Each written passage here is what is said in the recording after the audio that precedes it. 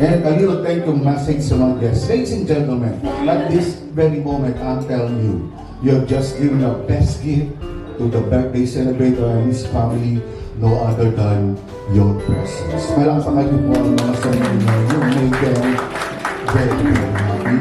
And of course, yung mga nag-effort dyan, good job, guys. Okay, Sunset, it's time for you to give your message to your dad. Can I have the other microphone here? Sarah? Ayan, akin yan, mahal yan eh. Bunso, yung message. Sino ba bunso? Ay, ko ba? Sorry. Mali ka lang talaga, no? Happy birthday, Papa!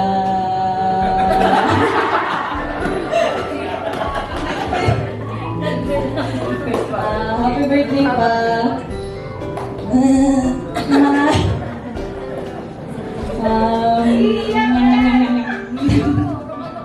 Hindi, makagraduate na ako sa 2027. Doon lang ako makakabawi. Love you!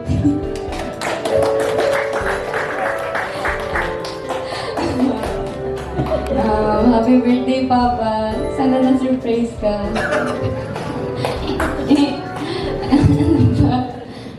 Lalo ko pang pag-ubod ka sa business. Yun na yung gift ko. Yun lang po. And of course, ako pala walang tigil ng tawag. Kanina umaga nag-spirit sa akin. So wanna make sure everything's will be fine. No other than your loving wife, Ma'am Jenna.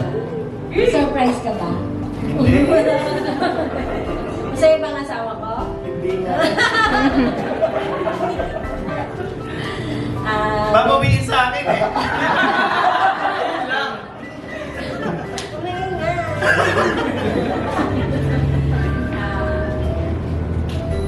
Unang-una, nagpapasalamat ako kay Jer at kay Ninya. Thank you sa pakikipagsabuatan sa akin. Kundi dahil sa inyo, hindi magiging successful to surprise party na to. Thank you sa inyo dalawa.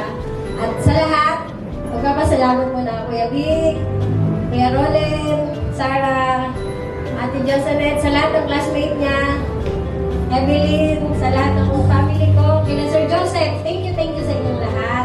Sir Ellie, thank you. Ate Lynn, Ma'am Rose, thank you po. Thank you sa effort na inaningat yung time. Message ko sa asawa ko, mahal kita.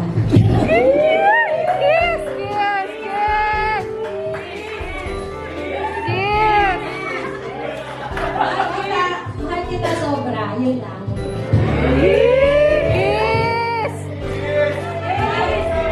Thank you sa pagmamahal mo sa akin at sa buong family ko at sa lalo-lalo na sa magulang ko.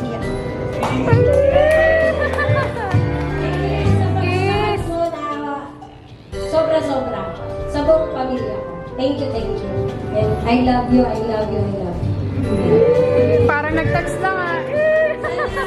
Sana napasaya kita ngayong araw na to. Hindi nga eh. Okay, may mag-asawa dito kayo. Kasi pagbibigyan mo lang yung mga guests. Magharapan kayo. Magharapan kayo mag-asawa. So, ano ang kamay ng isa't isa? Ano ang kamay? When was the last time you kissed her? Kanina na. Yung Tori. Okay. May bata. May I request tomorrow you for one yummy kiss? Right in front of this crowd. Show them how we love each other. Alright? But the beat goes like this. I'm gonna count 1, 2, 3, 4, 5. Kami na sa ano. Ready? For 5 counts. Not until you hit the number 5, walang bitawa. Ready? Are you... Nakarap sa camera. Nakaready na nga sila, oh. Ready? Ang-count. If you have any occasions like wedding, debut, and special occasion, please don't call this beautiful venue. Palakpakan natin kay Randall Jiro. What's next number 3? 4, course, yours truly, Dennis the Felix, for all kind of men. And last but not least, number 5. Okay na, 5 na.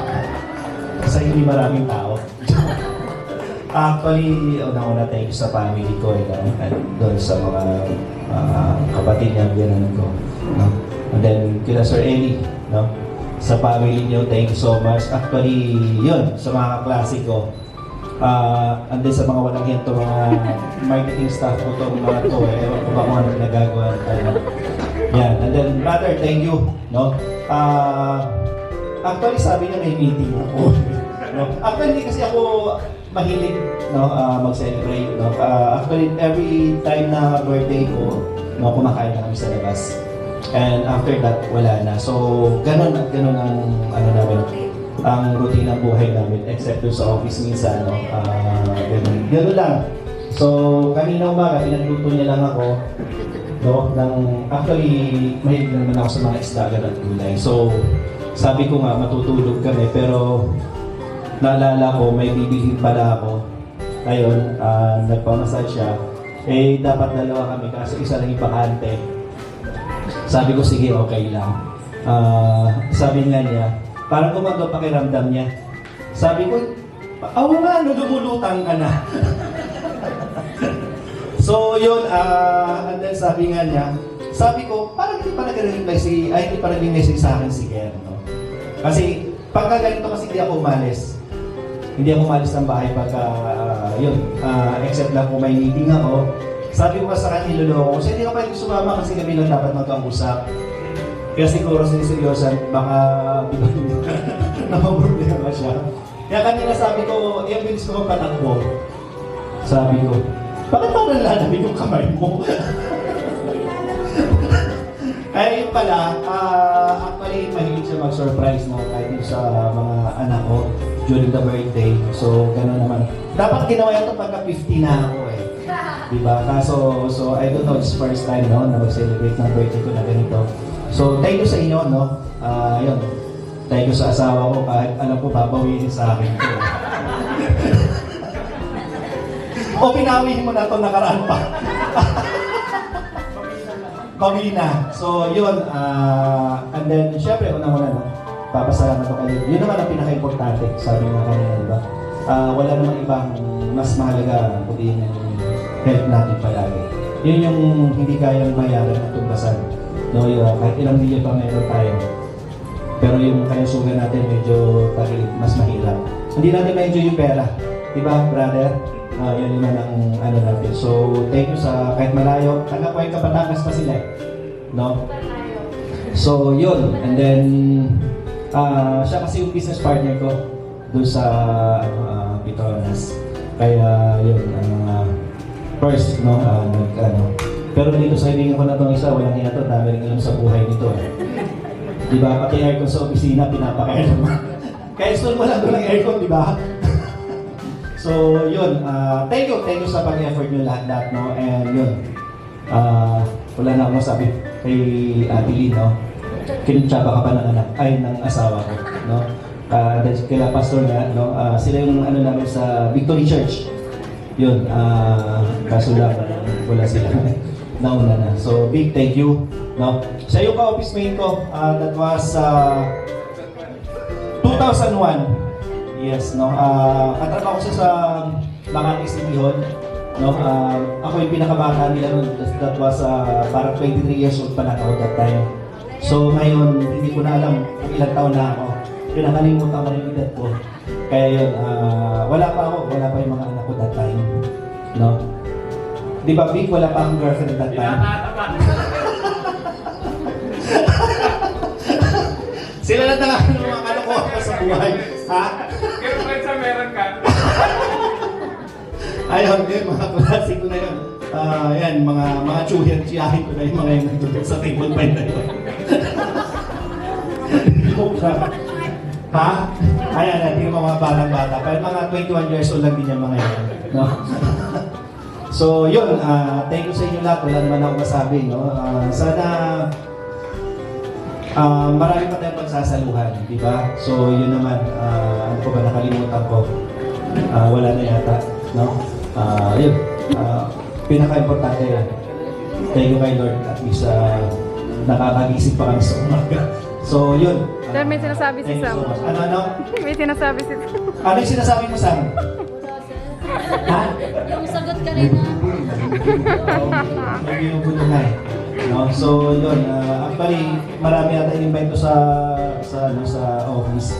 Kaso yun lang, sila naman ang mga dakilang mga makukulit. Ha? Layas. Kaya yun. So, thank you so much. Yun lang. Okay, so ma'am, hintayin mo na, hintayin mo yung nag-process sila rito. Tayo na sa studio. Hindi ba kasama din ng talent nito, ha? Alright, so once again,